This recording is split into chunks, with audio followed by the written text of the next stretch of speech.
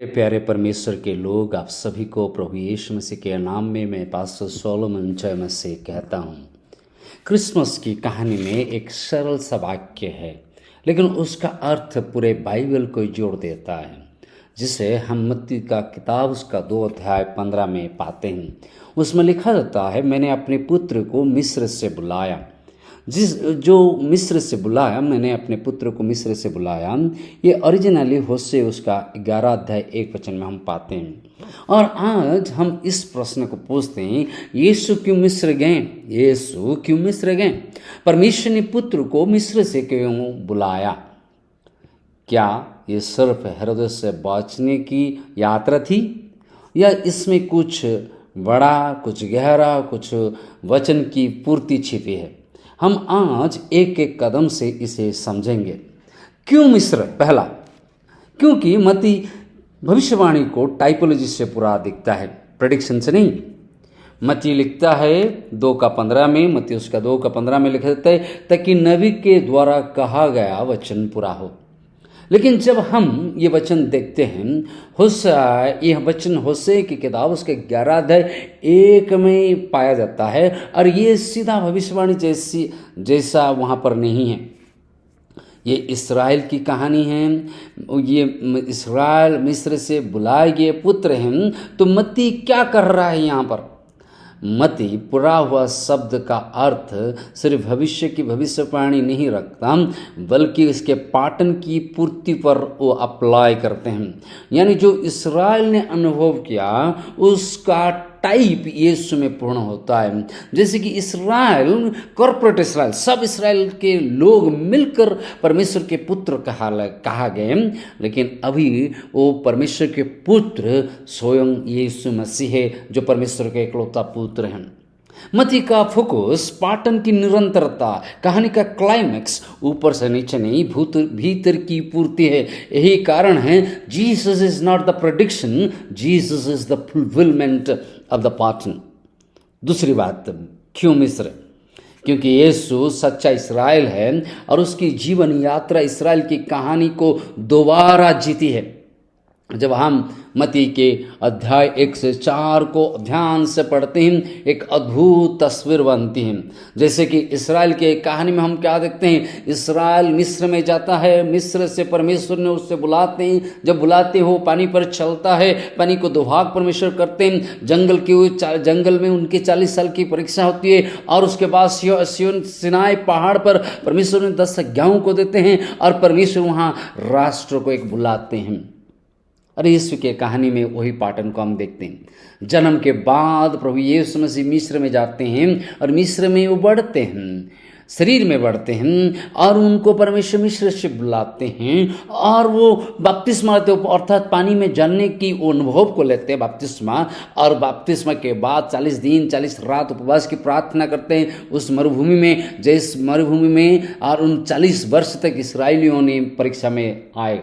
यीशु मसीह को भी 40 दिन के उपवास के बाद शैतान आता है परीक्षा करने के लिए, और वहाँ पर उसके बाद 5 अध्याय में जब हम पढ़ते हैं, प्रभु पहाड़ पर जाते हैं और पहाड़ी उपदेश देते हैं 5, 6, 7 अध्याय में, और उसके बाद 10 अध्याय में अपने चेलों को बुलाते हैं। ये सिर्फ समांतर तुलना नहीं, ये थियोलॉजिकल रिप्रेजेंटेशन है। यीशु इस्राएल की कहानी को बिना असफलता के पूरा करते हैं। इस्राएल जो परमेश्वर को पुत्र है, जिसने परमेश्वर के पुत्र होने के बाद परमेश्वर के वचन को सुना, लेकिन परमेश्वर के वचन पर चल नहीं पाया, गिर गया। लेकिन यीशु परमेश्वर के इकलौते पुत्र, जिसने वचन को सुना और उसे सही सही पूरा किया। इस्राएल जो परमेश्वर के वचन को अधूरा, असफल, नाकामी किया, परमेश्वर के एकमात्र पुत्र यीशु ने उसे अधूरा नहीं, संपूर्ण किया, पूरा किया, और कोई भी असफलता उनके जीवन में नहीं आई। सारी चीज़ों में वो सही सही पाए गए। यानी जहाँ इस्राएल ठहर नहीं पाया, वहाँ यीशु ठहरते हैं। जहाँ इस्राएल विफल हुआ, वहाँ पर यीशु सफल होते हैं। जहाँ इस्राएल सुना नहीं, यीशु उस काम वचन को सुनते हैं। जो चीज़ इस्राएल ने कर नहीं पाई, वो चीज़ यीशु मसीह में पूरी होती है। इसलिए यीशु केवल इस्राएल के जैसा नहीं, वो सही इस्राएल है, सच्चा इस्राएल है। ही इज़ द ट्रू इस्राएल। तीसरा, क्यों मिस्र? क्योंकि मत्ती होशे के संदेश को यीशु में लागू करता है, ना कि उसका सिर्फ संदर्भ। कोई लोग पूछते हैं होशे में तो इसराइल की कहानी है, मत्ती उसे यीशु पर कैसे लगा देता है? उत्तर सरल है, होशे इतिहास की याद को दिलाता है, लेकिन मत्ती उस इतिहास का अर्थ को हम पर पहुंचाता है। होशे का संदेश क्या है? होशे की संदेश परमेश्वर अपने पुत्र को बुलाता है और उससे दास्ता से, मृत्यु से, अंधकार से निकाल कर उसे आगे लेके चलता है। मत्ती कहता है जो होशे ने संदेश के रूप में कहा वो अब वास्तविक रूप में यीशु में पूरा हुआ। मत्ती को हर्मेन्यूटिक्स के संदर्भ से हम नहीं देखते हैं, लेकिन थियोलॉजिकल संदेश का महत्व से हम देखते हैं। God calls his son out. God redeems his son. God brings his son through the waters. God leads his son into obedience. तो मिस्र केवल स्थान नहीं, कहानी का द्वार भी है। तो अब मिस्र का उत्तर क्या है? Why is it? क्योंकि परमेश्वर अपने पुत्र को उसी कहानी से ले जाता है जिस कहानी में उसने अपने लोगों को चलाया था। इस्राएल मिस्र से बुलाया गया और यीशु भी मिस्र से बुलाए जाते हैं। क्यों? Jesus does in his obedience what Israel could not do in its history. यानी जो चीज़ इतिहास में इसराइल कर नहीं पाई, वो चीज़ यीशु ने अपने आज्ञाकारिता से सही इसराइल के रूप में कर रहे हैं। Exodus reaches its true meaning in Christ. जो निर्गमन की किताब है, निर्गमन की किताब में इसराइल ने जो नाकामियाँ की थी, और उससे यीशु मसीह अपने जीवन के द्वारा उस नाकामियों को फिर से पूरा करते हैं और जीते हैं। तो हम आज इस मिस्र क्यों, जब इसको हम जानते हैं तब हम क्या सकते हैं? ये सिर्फ इतिहास नहीं, आपकी और मेरी पहचान बनना जरूरी है। पहला चीज, हमारी उद्धार बाहर से नहीं अंदर से आता है। मसीह हमारी कहानी और भीतर से जीते हैं। वो ऊपर से बचाने वाला राजा नहीं, हमारी यात्रा में चलने वाले परमेश्वर है। मसीह आपकी कहानी में है। मसीह मेरी कहानी में उतरते हैं ताकि मैं उनकी कहानी में ठीक हो सकूं। वो बाहर से केवल सपोर्ट नहीं करते, वो इसराइल की कहानी को दोबारा जीते हैं और सही सही जीते हैं। वो आपके जीवन में अंदर से जीते हैं, बाहर से नहीं। दूसरी बात, यीशु मेरी असफलता का अंत है। जहाँ इसराइल असफल हुआ वहाँ यीशु आज्ञा कर रहे हैं। हमारी असफलता अंतिम शब्द नहीं, यीशु की आज्ञाकारिता अंतिम शब्द है। अपने बहुत बार गिरे होंगे, लेकिन यीशु कहते हैं मैं तुमको उठाऊंगा, मैं तुम्हें चलाऊंगा और सिद्ध करूंगा, क्योंकि वह सफलता के परमेश्वर है। तीसरी बात, हमारी पहचान इसराइल के कहानी में नहीं, मसीह की पूर्ति में है।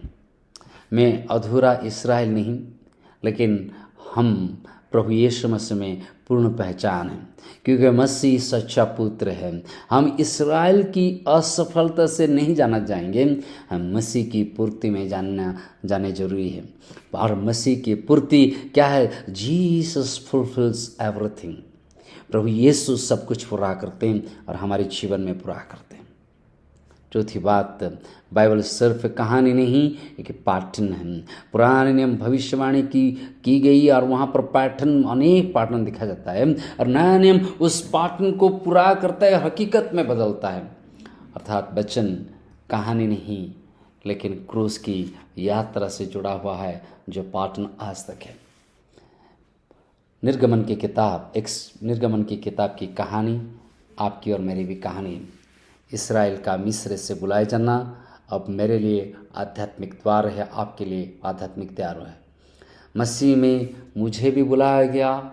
जैसे इसराइल ने मिस्र में गुलामी में था, जैसे इसराइल ने मिस्र में अपने पाप की जीवन, अंधकार की जीवन, दासत्व के जीवन में जी रहा था, और परमेश्वर ने इसराइल को उस मिस्र से बुलाया, वैसे ही हमें भी वो आज भी बुलाते हैं। प्रभु यीशु मसीह को मिस्र से इसलिए बुलाया गया ताकि वो इसराइल का सही सही इस्राएल का परिचय को हम तक पहुंचाएं, सही पुत्र के परिचय को हमको पहुंचाए और सही आज्ञाकारिता को हमें सिखाएं। प्रभु आप सभी को इस छोटे से वचन के द्वारा आशीर्वाद करें। जब इस वचन के द्वारा आप आशीषित पाए हैं, मैं आपको अनुरोध करता हूं आप इस वचन को और लोगों तक शेयर करें। जब आप हमारे यूट्यूब को सब्सक्राइब नहीं किए हैं, कृपया हमारे यूट्यूब को भी सब्सक्राइब करें और हमसे जुड़े रहिए। जब कोई प्रार्थना का विषय है आप कहना चाहते हैं, तब आप अपने प्रार्थना के अनुरोध को हमारे कमेंट बॉक्स में लिख सकते हैं। धन्यवाद। प्रभु आप सभी को आशीर्वाद करें। आमीन।